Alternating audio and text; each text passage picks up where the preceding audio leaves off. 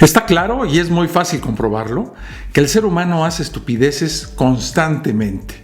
Solo hay que echarse un clavado en cualquier libro de historia para comprobar que como especie tenemos inclinaciones hacia la estupidez, ¿sí o no? Pero dentro de todas las estupideces que hemos cometido, que estamos cometiendo y que seguramente seguiremos cometiendo en el futuro, podríamos llenar bibliotecas enteras con una serie de estupideces que solo el religioso cumple fielmente y que son un sinsentido cuya base además comienza por la adoración a un ser que nadie ha visto y del que no se tiene ninguna comprobación confiable de su existencia. Así que pasen y vean, como dirían en el circo.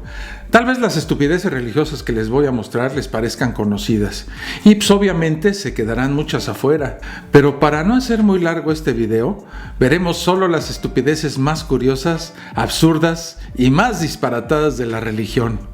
Entonces, ¿cuáles son las estupideces que usted debe realizar si quiere ser considerado un buen religioso? Bueno, pues, ¿qué les parece si comenzamos? Aquí inicia La Fosa Escéptica, un lugar para ejercitar la mente, con Alfonso Villalpando.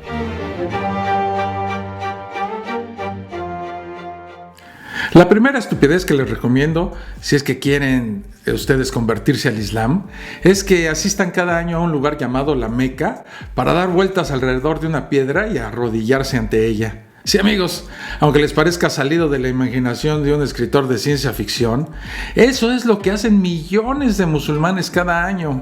Si usted quiere ser un buen musulmán, al menos debería acudir una vez en la vida para hacer esto: adorar una piedra negra que llaman Al-Hajar ul-Aswad. Esta piedra procede de un lugar que solo aparece en sus leyendas, lo que viene siendo el paraíso del monoteísmo abrámico. Los musulmanes le tienen una adoración exótica a esa piedra, pero ¿cómo saben que esa piedra estuvo en el paraíso? Pues obvio, por la sencilla razón de que la piedra es negra y no existe ni una piedra igual en la zona, o al menos es lo que afirman los musulmanes.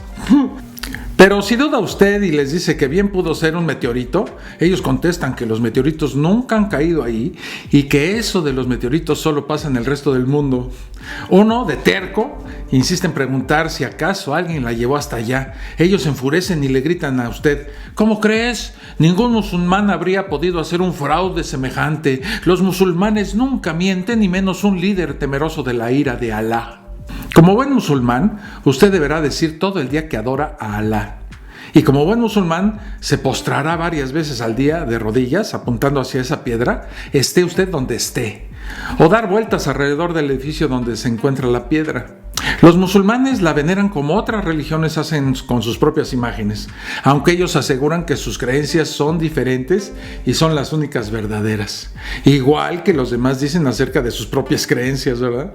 Si esto no los convence de su fe en el Islam y prefieren algo más agresivo, aeróbico y fitness, bueno, pues les recomiendo que lleven estatuas talladas en madera a cuestas durante muchos kilómetros cada año. No sienta miedo ni se avergüence, dedique tiempo de su vida y dinero, mucho dinero cada año, para vestir, peinar, adorar y llevar en sus espaldas de un sitio a otro una simpática estatua de madera.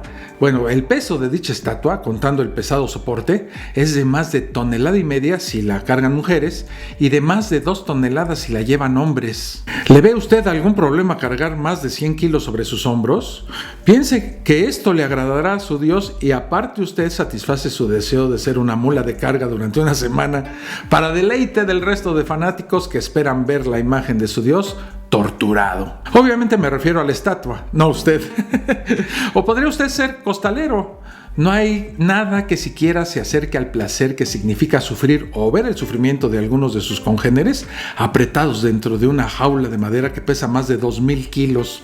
Eso motiva la fe, dicen. Pues aseguran los creyentes que nada demuestra más el compromiso ante una serie de mitos que llevar cientos de kilos de madera, metal y tela a cuestas durante horas. Llueva, truene o relampaguee. Y no se preocupe en leer la aburrida Biblia o conocer la historia real de las creencias que usted ha elegido. Eso es secundario. Como también es secundario razonar y pensar por uno mismo. Otra actividad muy interesante que puede usted realizar para que la gente sepa que es usted un religioso comprometido es colocarse delante de una pared pidiendo deseos a un personaje ficticio. así como lo oye, porque eso es lo que hacen miles de judíos todos los días. Y claro, si esta estupidez la hacen miles de personas, pues debe ser lo correcto, y usted debe hacerlo si quiere ser un buen creyente. Laméntese delante de esa pared por su pasado, en su mayoría inventado, para mayor gloria del sectarismo y de sus líderes presentes y pasados, y ruegue a su ego, disfrazado de amigo imaginario, para que toda su situación cambie mágicamente. Eso sí, sin cambiar usted y usando, faltaba más, el refuerzo comunitario en pro de sus creencias. No tenga pena ni se acompleje, vístase con sus mejores galas.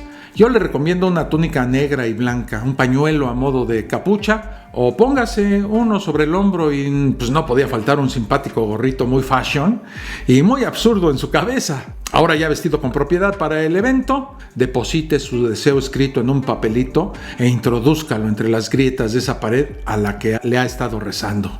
Si desea usted ser un buen religioso, no debe faltar una estupidez de campeonato. Vestirse con atuendos ridículos e inútiles basándose en una falacia. Entre la vestimenta que deberá llevar, ya que en algunos casos es su obligación si realmente desea pertenecer a una de estas sectas, bueno, pues yo le recomiendo que busque preferentemente algo ridículo. Yo le sugiero particularmente el uso de gorros absurdos que denoten autoridad, y si son caros mejor, Pero usted, vil mortal y alejado de la moda religiosa, me va a preguntar, ¿cómo cuáles gorritos? Por ejemplo, en el judaísmo existen varios sombreros muy monos, a los que este tipo de personas se autoobligan, porque lo dice la Mishnah Berura.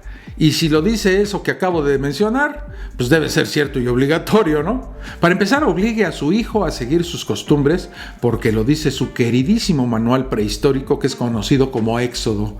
Debe ponerle una correa alrededor del brazo con una caja que contiene unos versos de ese libro. Y si es posible, colóquele a él y a usted mismo esa misma caja pero en la cabeza. Se verá tan pero tan ridículo que todos los demás que también la usan aplaudirán de emoción. Pero no deje de explicarle al niño mentiras como que esa caja tiene más de 3000 años, a pesar de que su religión no es anterior al siglo VII antes de la era común, o que simplemente lo hace porque usted lo ha interpretado de un relato sobre un suceso que jamás ocurrió y del cual no posee usted ni una sola evidencia más allá del propio relato. Y si usted es un fundamentalista de esos de hueso colorado, incremente la ropa estrambótica y ridícula porque, como es evidente, cuanto más fanático es uno, más estúpido debe uno parecer. Y para ridículos tenemos, por ejemplo, los sombreros que usan los jadedíes, más comúnmente conocidos como ultraortodoxos. Pero no se crea que el cristianismo se salva de estas estupideces. No. Como el cristianismo católico no podía quedarse atrás, este también recurre a una serie de atuendos estrafalarios y ridículos que o bien emplean en fechas puntuales o los usan de forma habitual, lo que viene siendo el equivalente al uniforme de trabajo. Digo, si lavar cerebros puede ser considerado como un trabajo, ¿verdad? Por un lado tenemos a personas que cuando llegan fechas específicas deciden sin ninguna razón aparente taparse por completo, culminando con una capucha en punta que nos recuerdan casualmente a otros cristianos estadounidenses de ilustre pasado, ¿sí? Esos que usaban las siglas 3K. Mientras que por otro lado tenemos a personas que deciden recluirse para alejarse del mundanal ruido y para no ser menos, pues vestirse de forma idéntica con túnicas porque en un momento de la historia alguien lo decidió así, como es el caso de los monjes capuchinos o de las monjas, todos cortados con la misma tijera. Lo estrafalario del atuendo aumenta según la autoridad que dicen tener. Así, por ejemplo, usted puede elegir, dependiendo en qué nivel se encuentre en la jerarquía de la secta a la que pertenezca, sombreros muy parecidos a los de sus crédulos amigos judíos. Esto si usted es sacerdote. Pero si usted tiene la fortuna de ser obispo, no se olvide de su mitra. No vaya a ser que a alguien no lo reconozca si no luce ese absurdo sombrero puntiagudo blanco y dorado, acompañado, por supuesto, de su bastón. Algo así como un chamán adaptado a su religión. La cosa va complicándose si usted llega a ser cardenal. No debe olvidar nunca su sombrero rojo con flecos colgando. Hágale caso a su queridísimo líder del siglo XIII, Inocencio IV, y siga los preceptos del Concilio de León. No vaya a ser que lo confundan con una persona normal y sin problemas mentales. O cuélguelo y pase a su versión más moderna y del mismo púrpura para que sus seguidores vean que usted anda a la moda. Y ya que estamos en gastos, póngase una inútil capa de 5 a 12 metros de largo que necesite la ayuda de varias personas para cargarla y no se ensucie.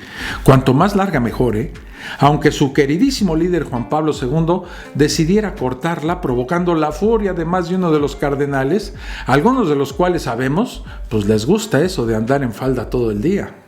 No debe importarle si su atuendo vale más de $3,000, si con ello se siente mejor, Total, usted no lo pagó, lo pagaron sus seguidores para que su ego no se desquebraje. ¿Y qué es el dinero en comparación con la dicha de sentirse bien con uno mismo, por más absurdo e inútil que sea su atuendo? Y déjenme decirles esto. La figura del líder nunca debe pasar inadvertida porque, ya sea usted católico, ortodoxo o de la iglesia armenia, si algo debe caracterizar, por ejemplo, al Papa, es la opulencia. Algunas iglesias como la católica, en un intento para lavar su deteriorada imagen, hacen aparecer a su líder como un reformista que está actuando de manera diferente a los anteriores. Y no faltan los borregos que admiran y gritan a los cuatro vientos esto. Chale, carnal, ¿qué te pasa? El Papa no se viste con la opulencia del anterior. Por eso la política de la Iglesia Católica actual es definitivamente la humildad. Porque la Iglesia es humilde, austera y refleja básicamente el sentido de pobreza que todos, nuestro Señor Jesucristo primero, promulgó entre todos nosotros los que venimos siendo sus fieles corderos. Pues seguimos fielmente las enseñanzas de nuestro Señor Dios, que nos dijo que hay que ser amorosos, perdonar al prójimo y actuar con bondad. Y al que no quiera creer esto de la bondad y del amor, pues le parto el hocico, ¿cómo ven? ¿Qué me ves? ¿En serio se creen eso de la humildad y la pobreza? Como si la política y los gastos de esa deteriorada institución dependieran de lo que hace o cómo luce una sola persona, en este caso, pues su líder, el Papa. ¿Han dejado de pedir dinero a la gente estos chamanes actuales? No, ¿verdad? ¿Siguen fielmente el voto que hacen de pobreza? No, ¿verdad? Por otro lado, nos encontramos con lo absurdo de que estos chamanes actualizados deban vestirse así para conservar su imagen de seres especiales. Porque si hay un sesgo cognitivo que puede definir bien por qué el ser humano presta más atención a la figura de autoridad, es la apariencia que ésta debe tener para poder distinguirse del resto. Busque todas las imágenes de papas que hemos tenido recientemente, calculando el costo que ha tenido y tiene el mantenerlos. Y piense si esto es ser congruente con la pobreza del mundo y si merece la pena el gasto. Después usted decida dónde podría haberse invertido mejor ese dinero. Si usted es musulmán o pretende serlo, tampoco se escapa de vestir uniformemente. La ropa medieval está de moda en esta religión desde siempre. Solo que como buena facción del monoteísmo que es, el machismo, al igual que en el resto de las religiones, se deja ver y palpar de inmediato. ¿A qué me refiero? Por ejemplo, los hombres normalmente se visten con una túnica de blanco, algunos con gorro, pero con más libertad a la hora de elegir si se lo ponen o no, con la cara siempre al descubierto y pudiendo llevar ropa informal. Veamos a continuación algunos conjuntos de vestimenta que usted puede comprar en una tienda islámica. Algunos dicen que elegante y muchos pensamos que eso de andar en bata todo el día pues es sinónimo de flojera, ¿verdad? Pero las mujeres deben ir siempre de negro o de un color que no despierte la tentación del hombre, con un velo cubriendo el pelo y tapadas desde los tobillos. Veamos ahora cómo sería un desfile de modas en algún país islámico. En exclusiva, la colección primavera-verano de la moda islámica femenina.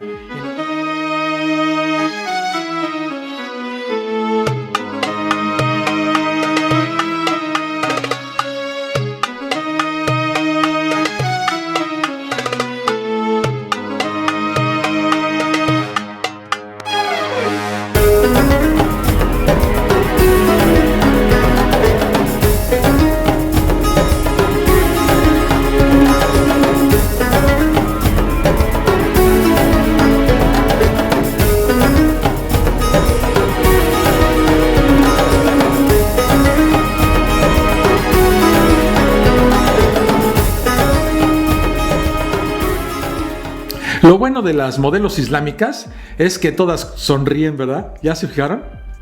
Oigan, pero ¿y el resto de las religiones? Pues como toda religión que se precie, la obligación de llevar atuendos viene dada según el grado de fanatismo que se tenga.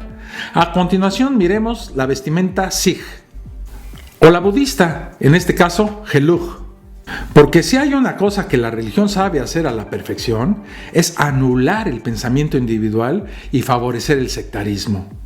La uniformidad en el vestir es tan solo uno de sus tantos trucos. Para continuar con este manual, por si quiere usted ser creyente, le recomiendo estancarse en el tiempo y haga lo mismo que hace la manada a la que pertenece. En el caso del cristianismo, son varias las denominaciones que, lejos de comportarse de una forma que respete la individualidad o que use ropa para lo que viene siendo su principal utilidad, que es protegerse del clima, deciden usarla, al igual que el resto de las religiones, para diferenciarse del resto, aun cuando esto suponga quedarse estancado en el tiempo. Tal es el caso de las sectas como los menonitas o los Amish, como los que estamos viendo. Si por alguna extraña enfermedad mental a usted le atrae ser menonita, prepárese para estancarse en el romántico siglo XIX, apartándose de la civilización y de todo avance científico y tecnológico, siguiendo los preceptos y costumbres de la época. O haga que toda su familia vista igual. No permita que ninguno de ellos tenga el menor resquicio de independencia y le vaya a provocar eso de pensar por sí mismo. No. ¿O por qué no considera convertirse en Amish?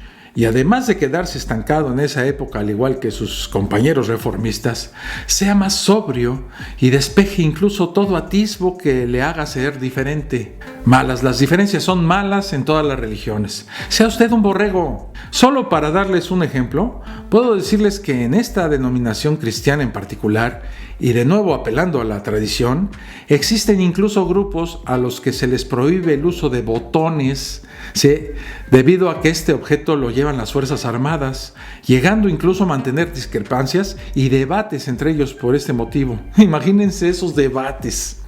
¿Se habrán puesto a pensar estos retrógradas que las Fuerzas Armadas también usan pantalones? ¿Verdad?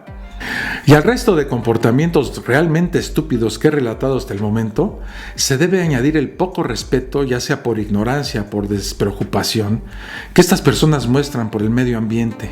Por ejemplo, los hinduistas contaminan el agua con estatuas que contienen productos tóxicos. Los musulmanes talando un roble centenario porque se le rendía más culto que a su personaje de ficción favorito.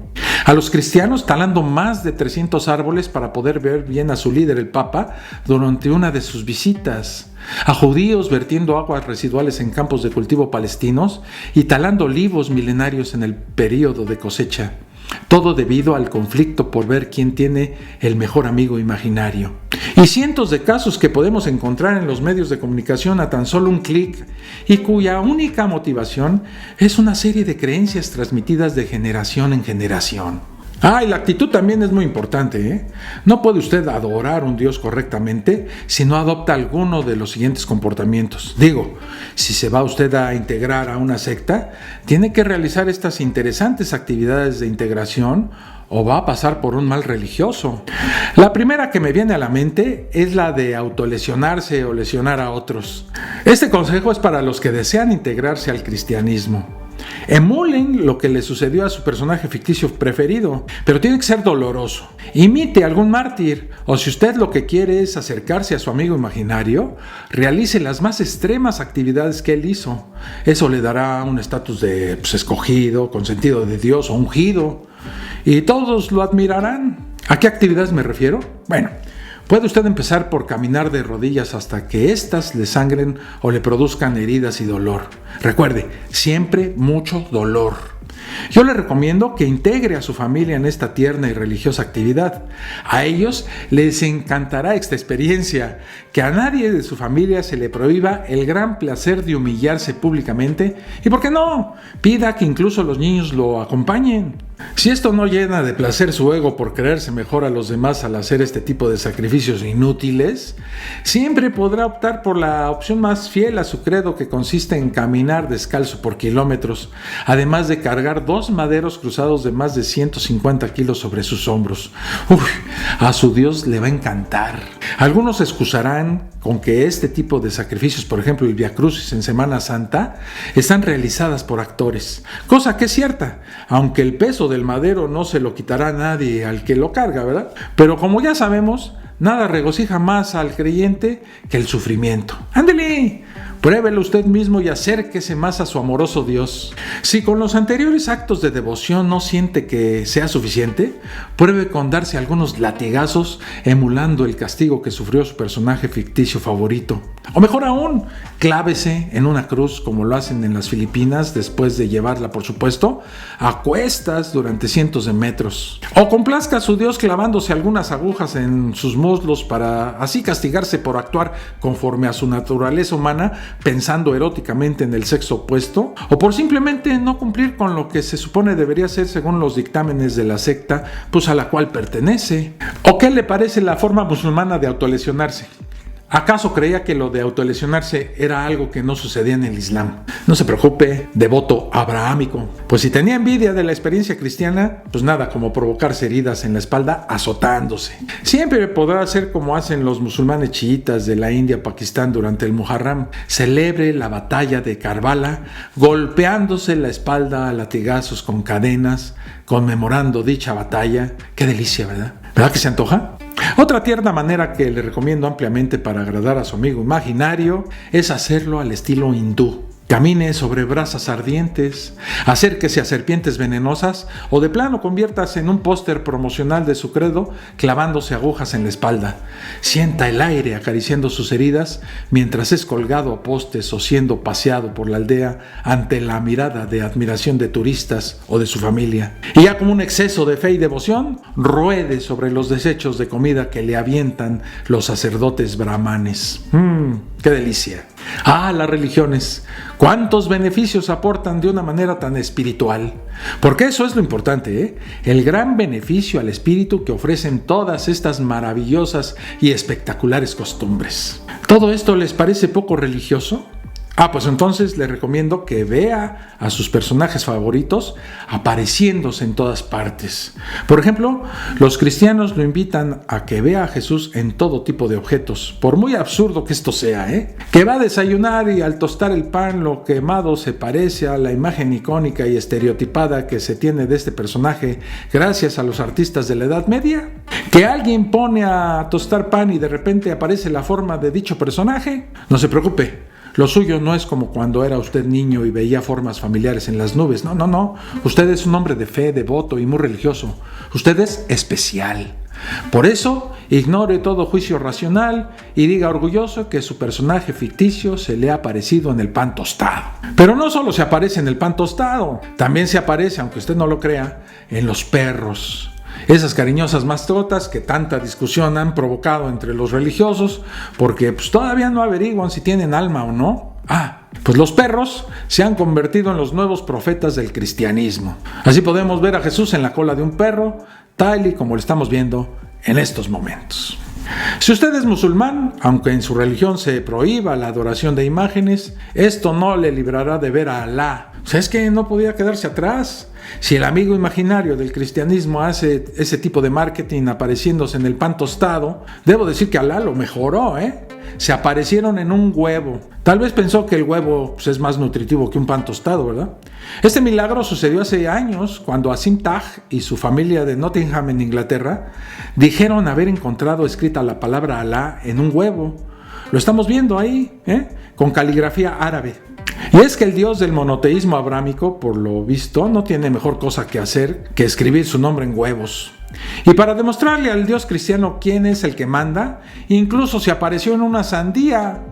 Bendita sea la pareidolia que tantas risas nos da al resto cuando vemos que es aprovechada por religiosos inconscientes de este sesgo para proclamar a su religión como la verdadera porque este tipo de milagro sucedió. Si quiere usted ser un excelente religioso, yo le recomendaría también que no trate médicamente ni a sus hijos ni mucho menos a usted.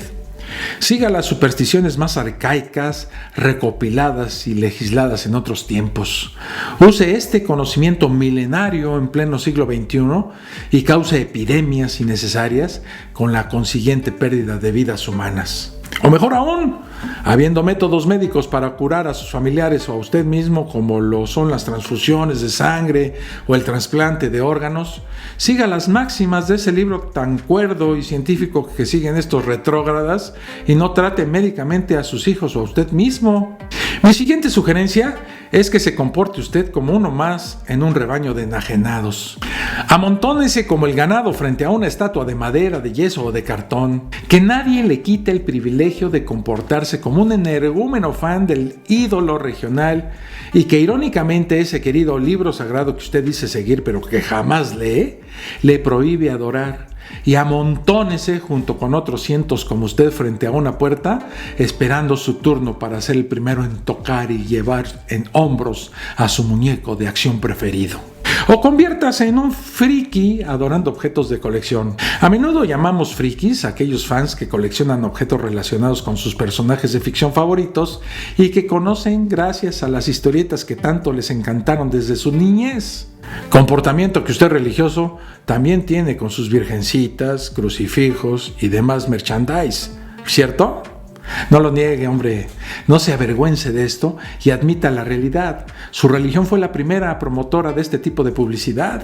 La diferencia es que los fans de cómics y películas jamás harán lo que usted hace, adorar miembros de personas muertas como si estos fueran mágicos. Adore dedos, manos, cráneos y cuerpos enteros de gente tan fanática como usted y diga que su obvia momificación es un milagro. Que en dicho afán por adorar este tipo de objetos no le detenga nada, mucho menos la sensación de estar haciendo el ridículo. Pasee y adore prepucios como si no hubiera un mañana, alegando su santidad por ser, según alguien que lo ha inventado o creído, el pene de su personaje ficticio favorito. En fin, si está usted dispuesto a abandonar la razón y dejar a un lado el pensamiento crítico, le tengo que decir algo. Usted es el candidato idóneo para pertenecer a una religión. Esto es todo. No se olviden suscribirse al canal y activar la campanita para que no se pierdan ningún contenido nuevo, Si desean apoyar a La Fosa Escéptica, en la descripción les dejo la liga de PayPal para que lo puedan hacer. Hasta el próximo video. Un abrazo. Esto fue La Fosa Escéptica, un lugar para ejercitar la mente, con Alfonso Villalpando.